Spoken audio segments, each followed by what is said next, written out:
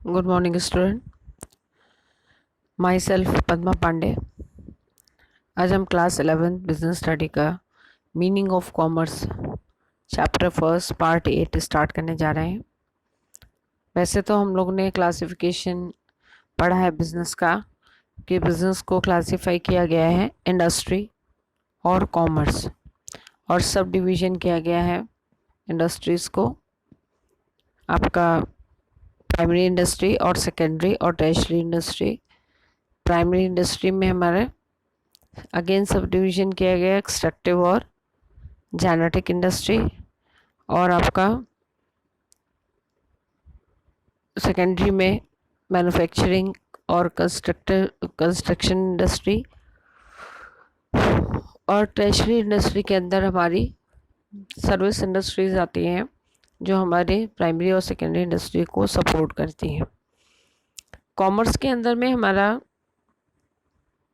पहला है ट्रेड और दूसरा है ऑक्सिलरी टू ट्रेड।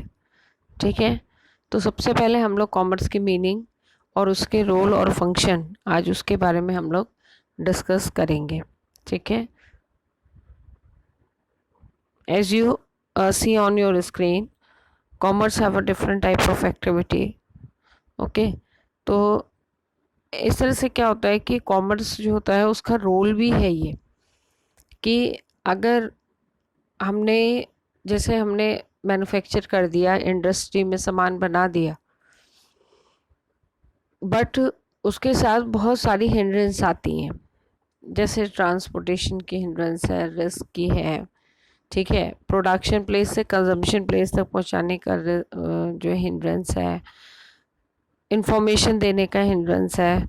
तो इस तरह के जो हिंड्रेंस है, हिंड्रेंस मीन्स ऑब्स्टेकल मीन्स बाधाएं जो होती हैं, वो किस किस तरह से हमारी दूर होंगी, वो हमें कॉमर्स बताता है।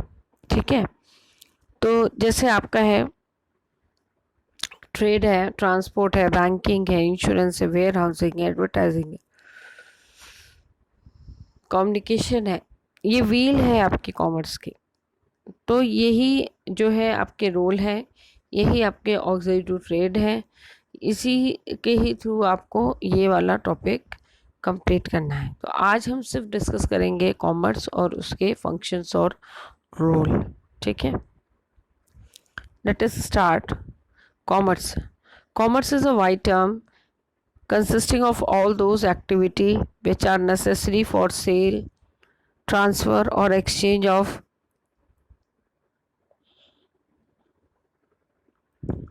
goods and services. Commerce basically aim to ensure supply of goods at the right place in the right quantity and at the right time. Commerce ensure free and smooth exchange by removing various hindrance or obstacle in the way of exchange. The commerce may be in a respect of person, place, time, risk, finance and information. आपका क्या बोल रहा है कि commerce जो है एक wide term है और इसमें बहुत सारी एक्टिविटीज़ इंक्लूड होती हैं। उसमें से कुछ नेसेसरी एक्टिविटी क्या है? सेल करना, ट्रांसफ़र और exchange of goods and services. दूसरे पॉइंट में बोला है commerce basically aim to ensure supply of goods at a right place in the right quantity and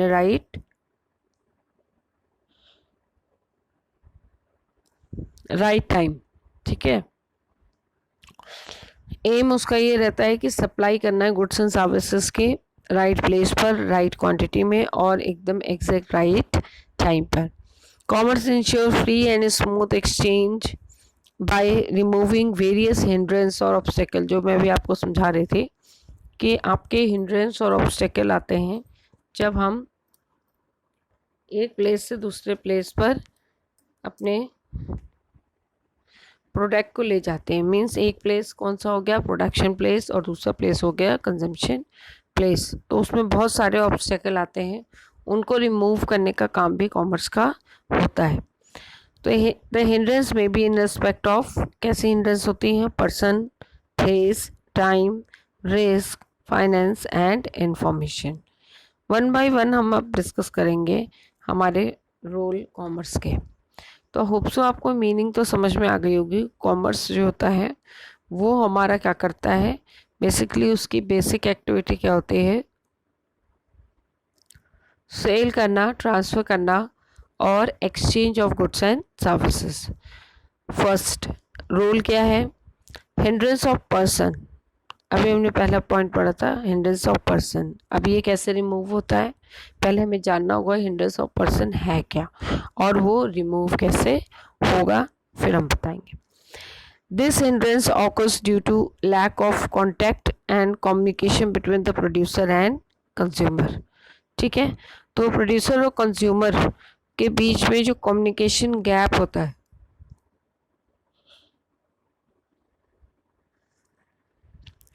उसको, उस गैप को हम लोग बोलते हैं हिंड्रेंस ऑफ पर्सन। ठीक है, तो this hindrance occur due to lack of contact and communication between the producer and consumer. अब इसको रिमूव कैसे किया जाता है, commerce remove this hindrance through trade.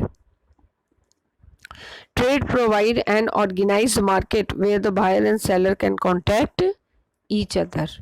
ठीक है, बहुत सिंपल पॉइंट था। पहले हम पॉइंट का मतलब समझ लिया हमने कि हिंड्रेंस ऑफ पर्सन होता है जो कांटेक्ट है कंज्यूमर और प्रोड्यूसर के बीच में, वो कम्युनिकेशन जो गैप है उसको हिंड्रेंस कहते हैं ऑफ पर्सन। और उसके बाद उसको कैसे रिमूव किया जाता है, ट्रेड जो होता है वो रिमूव करता है, एक ऑर्गेनाइज मार्केट प्रोवाइड करता है दोनों को, सेलर को भी और बायर को। ठीक है, तो ये हमारा पहला पॉइंट हो गया हिंड्रेंस ऑफ पर्सन। अब देखिए कुछ आपके स्क्रीन पर पॉइंट्स हैं, इनको मैं बाद में समझाऊंगी, पहले मैं टॉपिक पढ़ा देती हूँ, रिवीजन के तौर पे हम लोग इसको लेंगे। ठीक है, देन hindrance of place. This hindrance occur due to geographical separation between producer and consumer. देखिए सारे लोग एक जगह तो होते नहीं हैं, जहाँ प्रोडक्शन हो रहा है वहाँ ही सब लोग अवेलेबल भी नहीं होते हैं। जो जोग्राफिकल लिमिट्स हैं वो सबकी अलग अलग है। ठीक है, तो उसे हम लोग हिंड्रेंस ऑफ प्लेस कहते हैं। तो ये हमारे पूरे मतलब जैसे आपके जो पर्सन्स हैं, वो जो कंज्यूमर हैं, प्रोड्यूसर हैं, वो स्कैटर्ड है। ठीक है, सब एक जगह आपको नहीं मिलते। तो इस तरह के जो आपका हिंड्रेंस है वो किस तरह से रिमूव होता है, वो होता है ट्रांसपोर्ट के थ्रू रिमूव होता है। तो this hindrance occur due to geographical separation between producer and consumer. Meaning ये हो गई हिंड्रेंस ऑफ प्लेस की। फिर है the producer need to make his goods available to consumer who are scattered। scattered means हर जगह फैले हुए, scattered in different corner of the country। ठीक है, अब transport moves goods from the place of production to the market for sale। ठीक है, transport moves goods from the place of production to market for sale. ठीक है, then हमारा आ गया hindrance of time. तो ये पॉइंट तो समझ में आ गया कि हमारा प्लेस जो है वो हिंड्रेंस क्या है कि मतलब स्कैटर्ड, उसमें कंज्यूमर इधर उधर है, तो उसको रिमूव करने का काम कौन करता है, हमारा करता है transport. Hindrance of time. This hindrance occur due to time gap between production and consumption of goods. ठीक है, जो हमारा टाइम है, मतलब हमने प्रोडक्शन तो कर लिया क्योंकि डिमांड आई, लेकिन उसका कंजम्पशन नहीं हो रहा, तो उस बीच में गुड्स को कहाँ रखा जाएगा, उसकी टाइम यूटिलिटी। ठीक है, उसका टाइम गैप जो है वो हमारा क्या होता है, हिंड्रेंस ऑफ टाइम। तुरंत तो उसका आपका डिमांड नहीं हो जाती है, तो तब तक उसको हम लोग कहाँ रखते हैं, स्टोरेज में। तो हमारा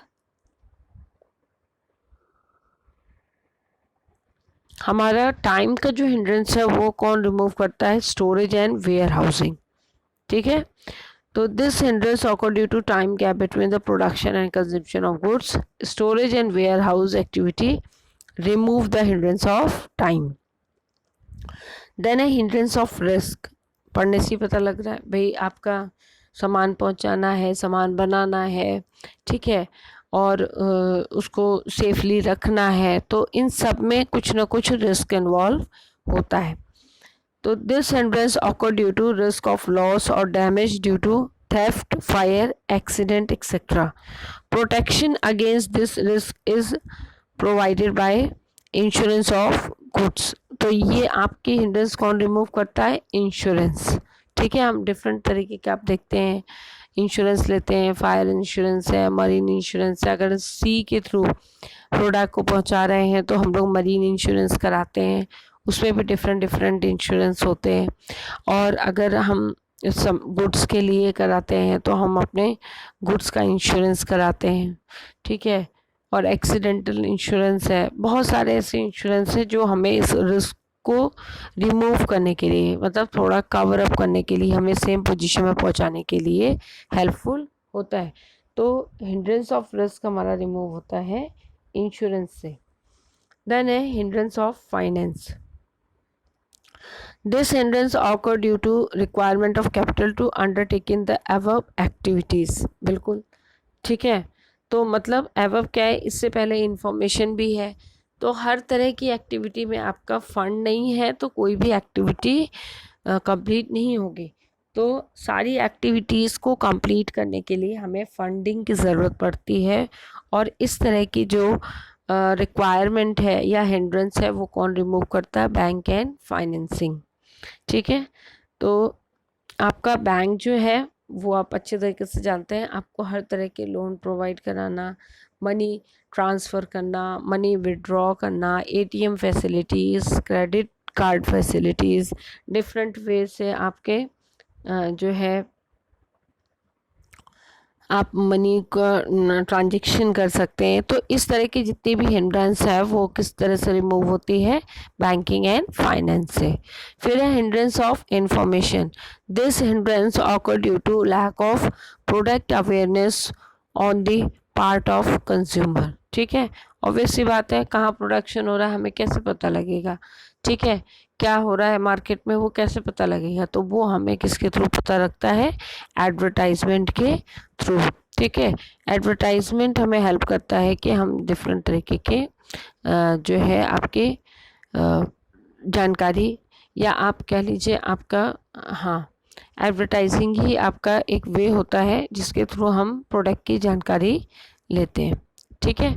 तो ये हमारे डिफरेंट तरीके के हिंड्रेंस हुए, ठीक। तो आपका ये लिखा है, देखिए, this hindrance occur due to lack of product awareness on the part of consumer. The advertising make it possible for producer और ट्रेडर टू इन्फॉर्म कंज्यूमर, ठीक है। तो ये हमारे इस तरह के हिंड्रेंस हुए, और उसको रिमूव करने के हमारे डिफरेंट वे मैंने आपको समझाए, ठीक है। फिर भी अगर आपको इनमें कोई पॉइंट नहीं समझ में आया हो तो आप ग्रुप में ज़रूर पूछ लें। आप अपने क्लास टीचर के थ्रू भी हमसे पूछ सकते हैं। आप क्लास टीचर से क्वेश्चन कर लें और उसका आंसर मैं आपको दूंगी। बट इस तरह के क्वेश्चन नहीं कि हमें नेक्स्ट पार्ट भी भेज दीजिए और सारा ये करवा दीजिए, फर्स्ट चैप्टर पूरा दे दीजिए, ऐसा नहीं है बेटा। 1 बाय 1 सारी चीज़ें आपकी कंप्लीट कराई जा रही हैं, ठीक है।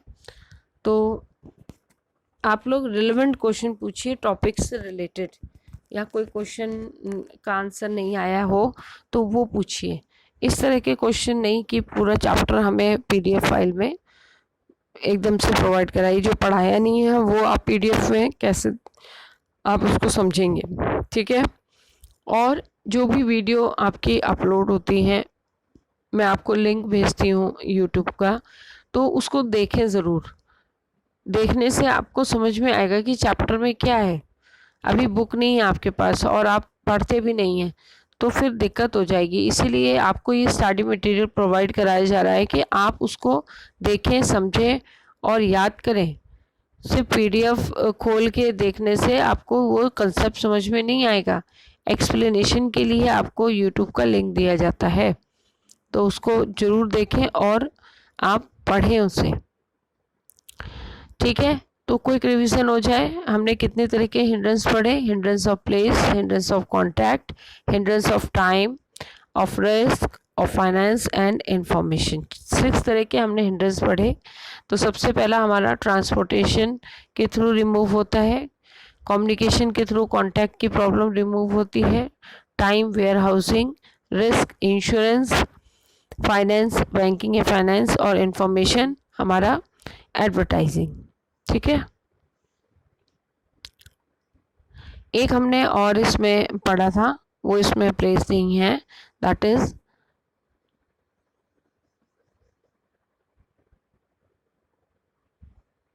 पर्सन। ठीक है, तो ट्रेड के थ्रू वो रिमूव होता है आपका।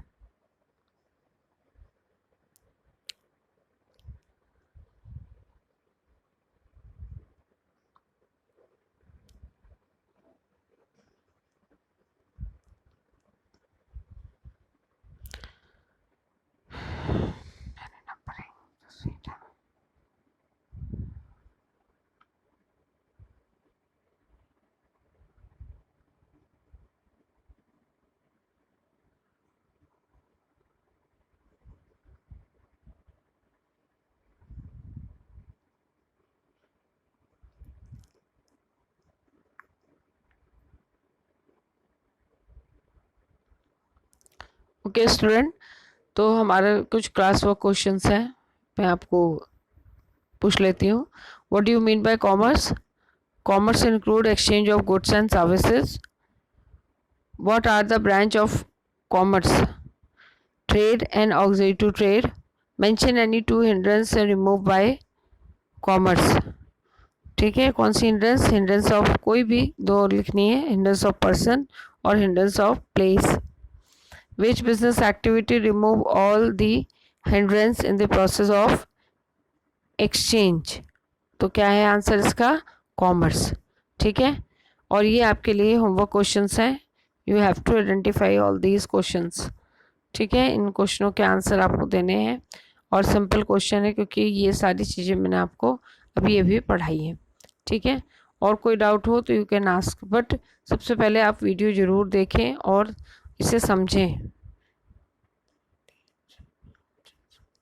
ठीक है, बिना समझे आपको ये चैप्टर समझ में नहीं आएगा। आप लोग ना वीडियो देखते हैं ना उसको पढ़ रहे हैं, तो इससे आपका ही लॉस है, हमारा कोई लॉस नहीं है। ठीक है, okay, thank you so much.